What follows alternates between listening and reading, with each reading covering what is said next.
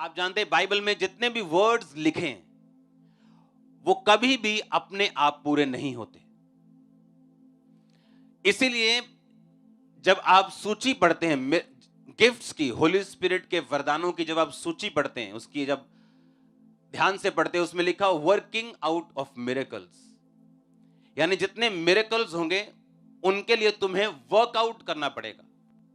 कैसे?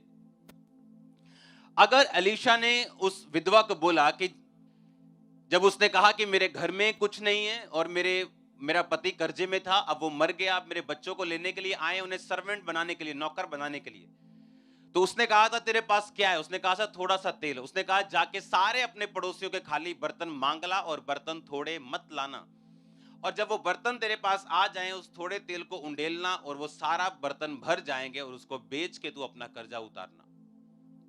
हालेलुया। ऐसा नहीं हुआ कि आसमान से नोट बरसे, डॉलर बरसे, रुपए बरसे और उसने अपना कर्जा उतार दिया। उसने अपने मिरेकल के लिए वर्क किया। वर्क कौन सा? हमारे अपनी ताकत से नहीं, अपनी बुद्धि से नहीं, अपने दिमाग से नहीं, जो कुछ परमेश्वर के दास ने कहा था, जो वर्ड आया था प्रभु से, उस पे एग्जैक्ट चल के उसने अपने कर्जे से बाहर आने में, अपने बच्चों की सहायता की, उनको नौकर बनने से रोकने में। आप समझ रहे हैं मेरी बात को?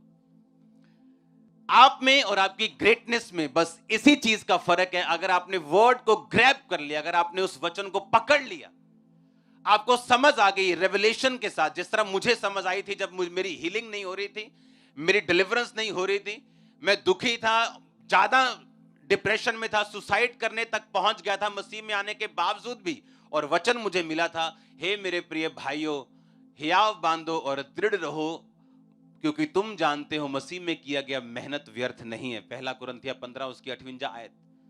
और जब ये वचन मैंने पढ़ा, ये वर्ड पढ़ा, तो मुझे लगा कि परमेश्वर ने मुझसे बात की कि मैं हीलिंग तो चाहता हूं, डिलीवरेंस तो चाहता हूं, बेटर चाहता हूं अपनी लाइफ को, लेकिन मेरी मेहनत कम है। 20 मिनट की प्रेयर है, 40 मिनट की प्रेयर है, और होली स्पिरिट मुझे कह रहा है कि मैं अपनी मेहनत को बढ़ाऊं। अगर मैं मेहनत करूंगा, अगर मैं प्रेयर में बढ़ूंगा, फास्टिंग में बढ़ूंगा, तो परमेश्वर कहता है कि मुझ में किया गया परिश्रम कभी भी व्यर्थ नहीं।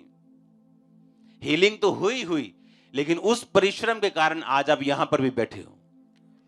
हां, तो इसका मतलब परमेश्वर के पास हमारे लिए बड़ी योजना है, और उस योजना को हम इनकार कर सकते हैं, उस योजना को पकड़ने में नाकामयाब हो सकते हैं, अगर हम इमीडिएट सिचुएशन देखेंगे कि हमारी आंखों के सामने अब क्या चल रहा है, कौन सा दुख है, कौन सी प्रॉब्लम है, और उसी के हिसाब से अपनी लाइफ को हम अरेंज करना अगर शुरू कर देंगे, तो हम कभी भी परमेश्वर के परफेक्ट प्लानिंग को, उसकी महान योजना को जो आपके लिए है, उसकी आप कभी भी उसको पकड़ नहीं पाओगे। हालेलुया।